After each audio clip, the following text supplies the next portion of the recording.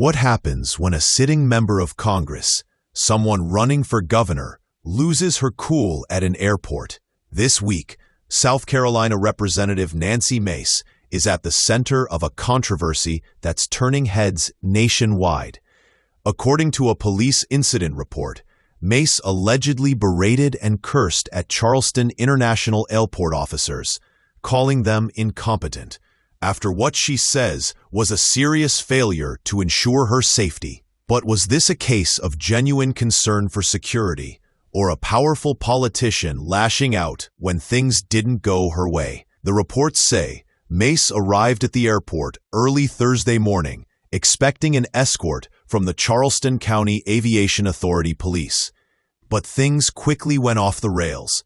Officers were told to expect her in a white BMW around 6:30 a.m. They waited, but she never showed.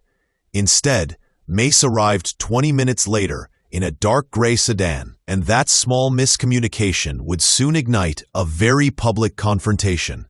And according to the officer's statements, what happened next was anything but routine airport drama.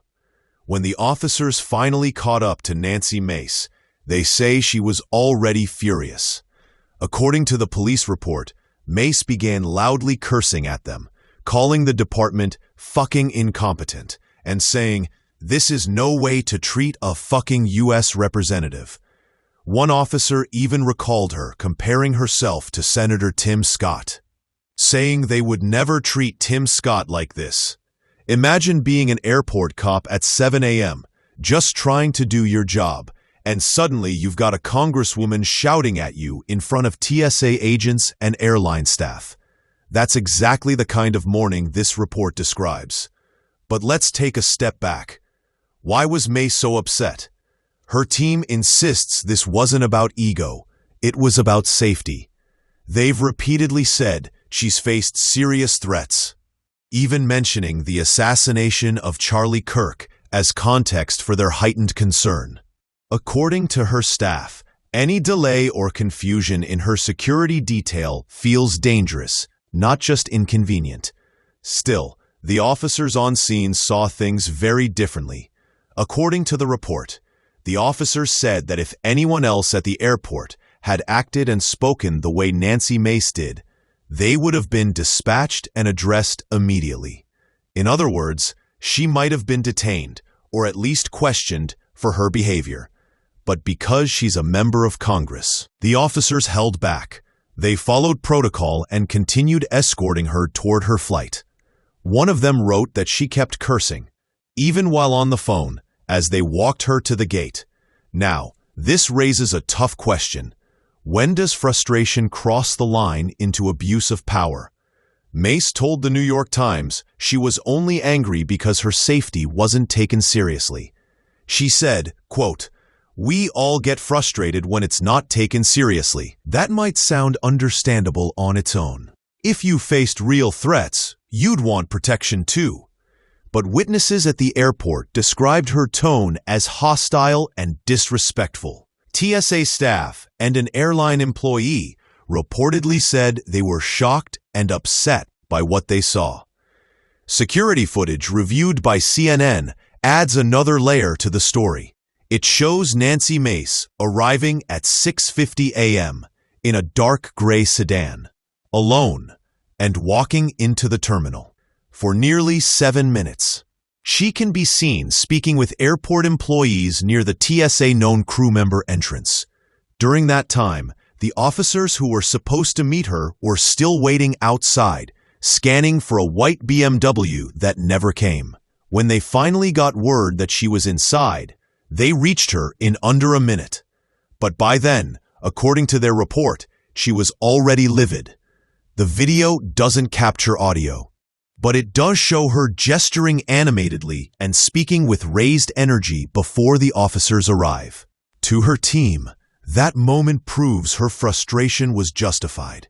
She felt vulnerable, unescorted, and ignored despite prior arrangements. To the police, it was a textbook case of miscommunication. They say they were doing exactly what they'd been told.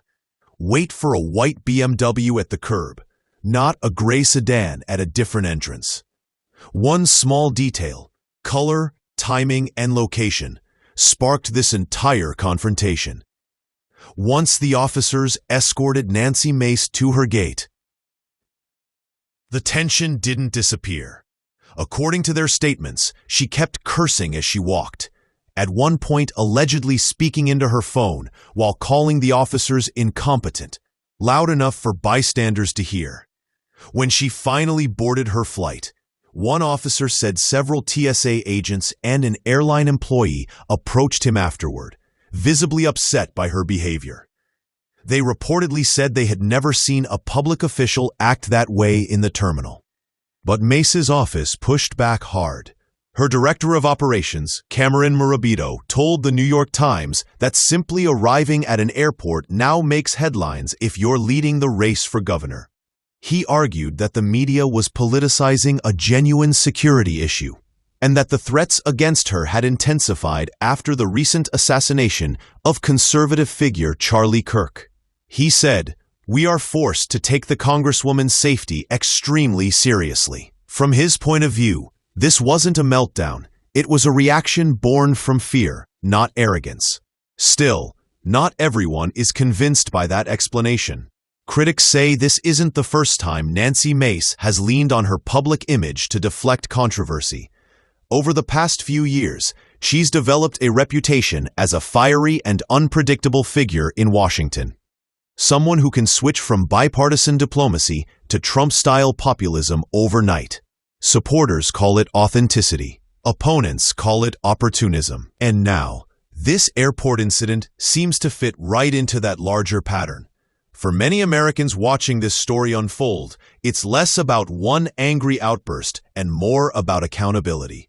Should elected officials be held to the same behavioral standards as everyone else, or even higher ones? After all, as one of the officers said, any other person acting this way would have been addressed. That line hit a nerve online, sparking debate about privilege and power. Mace may claim frustration over safety, but for airport staff who felt disrespected, it looked like something else entirely: entitlement wrapped in authority. As this story spreads, reactions have been swift and divided. Some conservatives have defended Nancy Mace, arguing that her anger was justified because public officials, especially women, face real, documented threats. They say airport police should have prioritized her safety and coordinated better. Others, including many voters in her own state, feel differently. To them, this looks like an abuse of status, proof that some politicians think rules don't apply to them. Social media has exploded with clips and commentary, with people asking why she wasn't held accountable, the same way an ordinary traveler would be if they cursed at TSA staff. Meanwhile, Charleston airport officials have stayed quiet. They released no new statements beyond confirming the security footage's authenticity. CNN and other outlets have reviewed that footage, which shows no signs of her being endangered, just impatient. And that's what's fueling the public debate. Was she really scared, or simply angry at a delay? The truth, as always, might sit somewhere between fear, ego, and human frustration colliding in a high-pressure moment. In the end, this entire episode raises bigger questions about how power, fear, and public image collide in modern politics. Nancy Mace insists her reaction was driven by concern for her safety, not arrogance. She's running for South Carolina governor, positioning herself as a fighter who won't back down. And for her base, that defiance might actually help.